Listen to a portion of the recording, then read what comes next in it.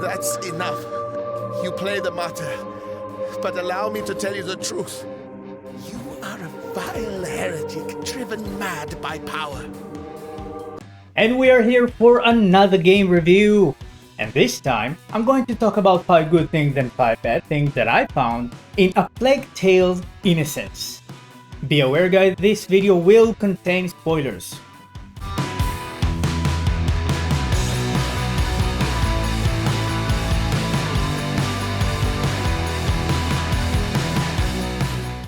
A Plague Tale Innocence is an action-adventure stealth game. It was developed by Asobo Studios and was published by Focus Tom Interactive. The game was released in May 2019 and it is available on PC, PlayStation 4 and 5, Xbox One and X Series, and Nintendo Switch. The story occurs at the 14th century in France and is telling the story about Amicia and Hugo del Rune. The story begins at the beginning. Amicia and her father are walking with their dog in the woods. Suddenly, the dog is running towards a target, and Amicia is following him. Not long after, she finds herself in a part of the woods where the ground and trees had been blackened. She found her dog dying, and half of his body is in a hole on the ground. She then approached her dog, and a second later, the dog has been dragged brutally into the hole by an unknown creature. Since that moment, things have gotten worse and worse. Her castle has been raided by the French Inquisition army, and she and her little brother, Hugo de Rune, have been forced to run away. Because, as it seems, the French Inquisition army is looking for him. The adventure of these young siblings is leading them to learn about Hugo's illness and how it is connected with all the bad things that occurred. In their journey, they learn of pain, loss, friendships, and power. And by the end of the story, both of them have grown immensely and they are ready to continue their journey. A sequel to this game is currently in development, and as of now, we know that it will be released during 2022. The sequel name will be A Plague Tale Requiem. So let's jump right to the list of 10 good and bad things that I found in A Plague Tale Innocence. We will start with the 5 good things. Number 1. Story. At the beginning of this video, I talked about the story. So now that it's still fresh in our mind, I can freely talk about the magnitude of it. Amicia and Hugo de Rune are almost always together. The player mostly controls Amicia, but there are some parts where the player also controls Hugo. Part of the story is also about the importance of family, where the love and bond between the brother and sister is getting stronger as the game progresses. There is also a mother figure in this game, but not for the most of it. The plague that the game is talking about is called the Black Death and is carried around by rats. The rats are a very big part of the game, and they appear almost everywhere Amicia and Hugo go. There is a very strong connection between Hugo and the rats, which connected to the reason why the French Inquisition's army is after them. I will not add more details here because I think that some things are rather to be discovered by the players.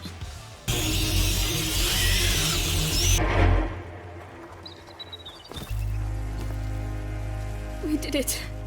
We did it. We did it. Number 2. Characters. Even though the story is about a sister and her brother, the game has quite a few more characters in it.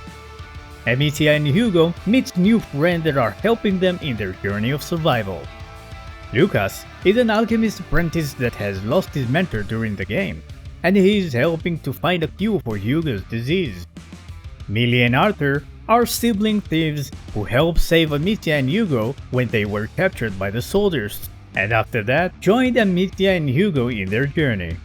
And Roderick, who is a young blacksmith with brute strength that helps Amicia to run away from the Inquisitor. This is where Amicia and Hugo learn how important and beneficial friendships are. While being around their friend, the player can command the other character to do various things, whether it's picking locks, break doors, and even use certain machineries. It's worth mentioning that these characters are adding a lot to the story. Hugo mustn't know anything of this. Even that she's alive? It might help him. And what will we say when he wants to see her? Tell him nothing, alright? Number 3. Constant awareness to the surroundings. The game have no map, which can sound bad to some people, but I assure you, you don't need one. Because part of the game is for the player to be aware to your surroundings. The player needs to be careful of not being seen by any of the near guards, and the player also needs to be careful of stepping out of the lighting area when there are rats around. The rats are afraid of the light. In addition, the player needs to be aware for resources in order to collect them, but we will get into more details about resources later in this video. It is also very important to listen to the game sound. It will help the player to cope with the surrounding in a much easier way. The music in the game is also helping the player to get into the mood, as it usually does. Wait. Number 4. Projectiles. Amicia firstly learned to use a sling, which she can throw stones with it hard enough to kill a man. As the game progressed, she learned to use different kind of projectiles for different uses. With the stone, she can either throw them at enemies or at different objects in order to distract enemies. Pots are used to distract enemies in general. There is no need for a certain object like you need with a stone. Ignifer, which ignites fire when thrown to a specific object like torches and haystacks. Somnum, which is a very strong sleeping powder. Amicia can use it while sneaking behind a human enemy or when the enemy charges her in order to strike. This does not work on rats. Devorantes are used to be thrown at enemies that have helmets. It causes the helmets to melt and make the enemy remove it from their head. That's when Amicia has the opportunity to throw a stone at them. Luminosa is a variant of the Ignifer, which unlike the Ignifer, can be thrown on the ground and lighten the area for a short period of time. It can also be used as a last resort if Amicia is about to be devoured by the rats. Odoris, which is used to attract rats to it. Amicia can throw it everywhere as long as it's approachable to the rats. She can throw it at the enemies as well. Extinguish can be thrown at fire and extinguish it. It can be used in a way which lets the rats the ability to get to certain places. Using these different tools efficiently will make the game much easier.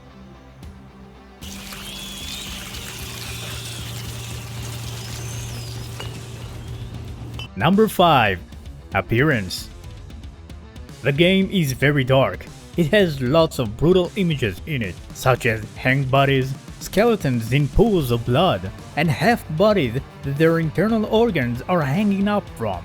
While the characters are moving through a pile of bodies, or near a place where there are a lot of dead animals, they are showing their disgust and complaining about the horrible smell.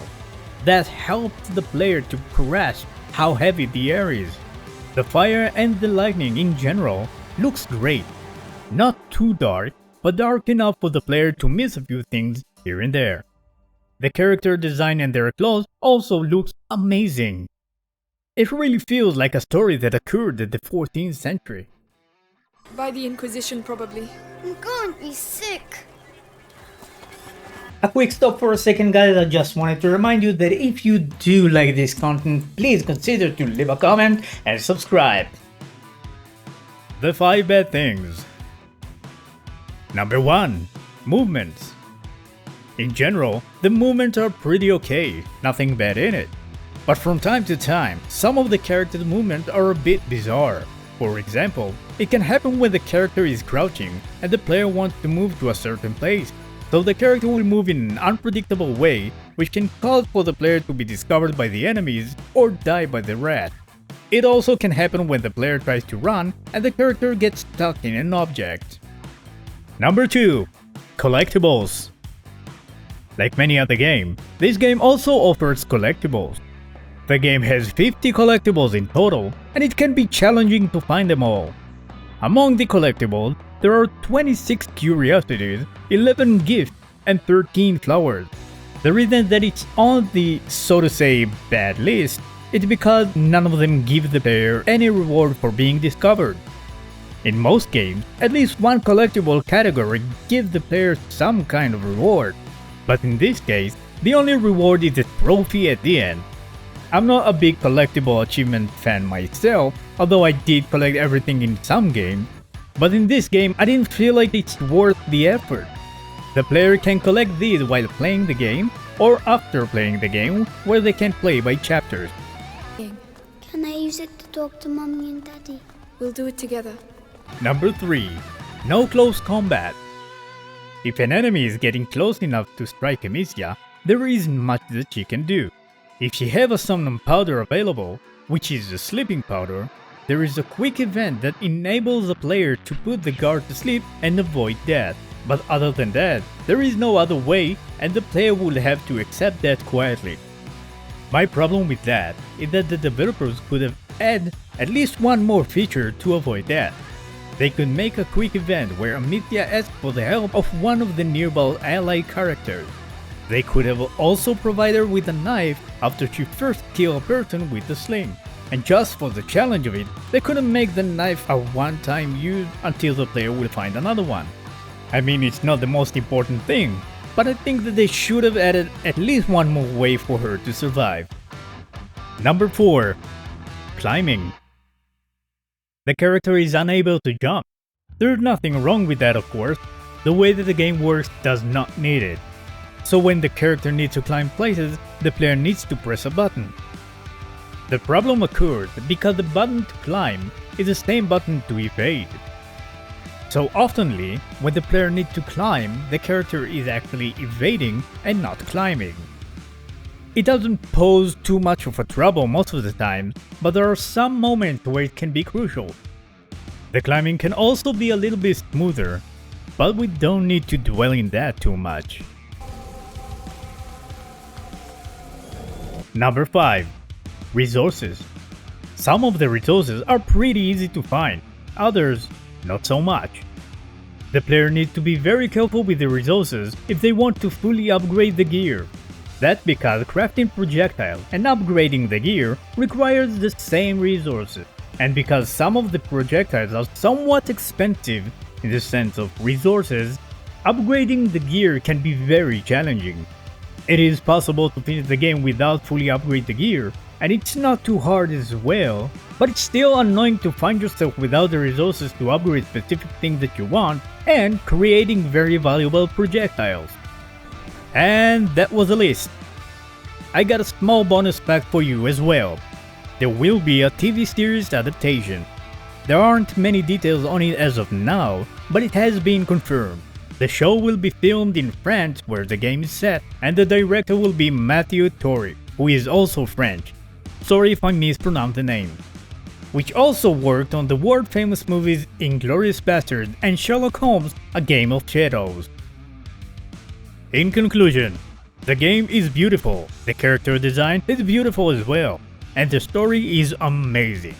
The problem with the movement combined with no close combat is a bad combination in my opinion. But all in all, this is a great game, and I even dare say one of the best games that I've played so far in the current year. Nicholas, you cannot understand. You feel it as I do. Do you not, boy? And that's all for this video. If you play this game, please feel free to share your thoughts in the comments below, and I'll see you next time.